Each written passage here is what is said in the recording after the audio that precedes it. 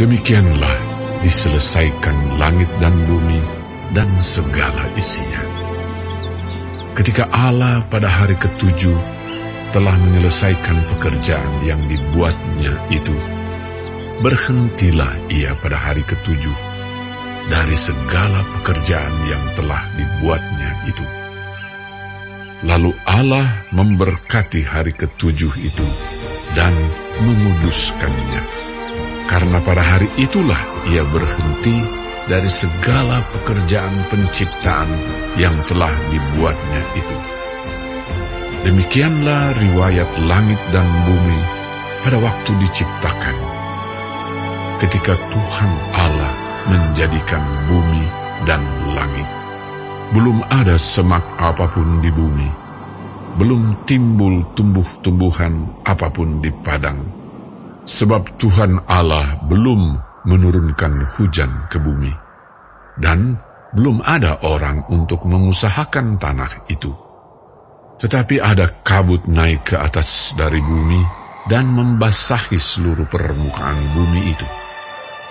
Ketika itulah Tuhan Allah membentuk manusia itu dari debu tanah dan menghembuskan nafas hidup ke dalam hidungnya. Demikianlah manusia itu menjadi makhluk yang hidup. Selanjutnya, Tuhan Allah membuat taman di Eden, di sebelah timur. Disitulah ditempatkannya manusia yang dibentuknya itu. Lalu Tuhan Allah menumbuhkan berbagai-bagai pohon dari bumi, yang menarik dan yang baik untuk dimakan buahnya, dan pohon kehidupan di tengah-tengah taman itu, serta pohon pengetahuan tentang yang baik dan yang jahat.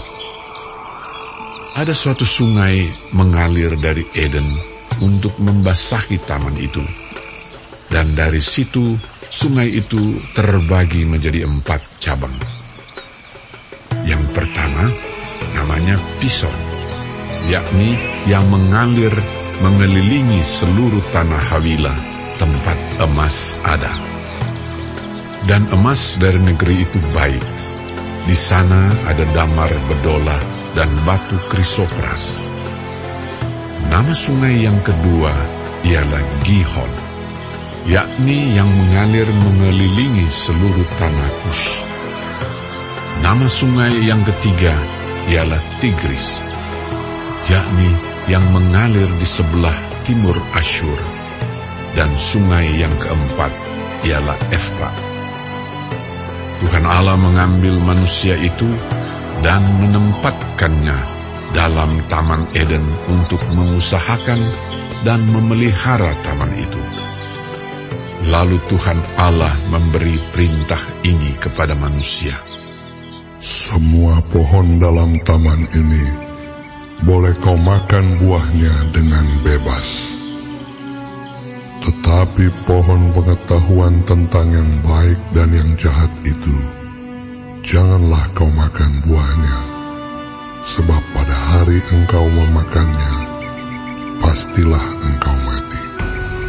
Tuhan Allah berfirman, tidak baik kalau manusia itu seorang diri saja. Aku akan menjadikan penolong baginya yang sepadan dengan dia. Lalu Tuhan Allah membentuk dari tanah segala binatang hutan dan segala burung di udara. Dibawanyalah semuanya kepada manusia itu untuk melihat bagaimana ia menamainya. Dan seperti nama yang diberikan manusia itu kepada tiap-tiap makhluk yang hidup, demikianlah nanti nama makhluk itu. Manusia itu memberi nama kepada segala ternak, kepada burung-burung di udara, dan kepada segala binatang hutan. Tetapi baginya sendiri, ia tidak menjumpai penolong yang sepadan dengan dia. Lalu Tuhan Allah membuat manusia itu tidur nyenyak. Ketika ia tidur, Tuhan Allah mengambil salah satu rusuk daripadanya, lalu menutup tempat itu dengan daging. Dan dari rusuk yang diambil Tuhan Allah dari manusia itu, dibangunnyalah seorang perempuan, lalu dibawanya kepada manusia itu. Lalu berkatalah manusia itu, "Inilah dia, tulang dari tulangku, dan daging dari dagingku. Ia akan dinamai perempuan, sebab ia diambil dari laki-laki." Sebab itu, seorang laki-laki akan meninggalkan ayahnya dan ibunya dan bersatu dengan istrinya, sehingga keduanya menjadi satu daging. Mereka keduanya telanjang, manusia dan istrinya itu, tetapi mereka tidak merasa malu.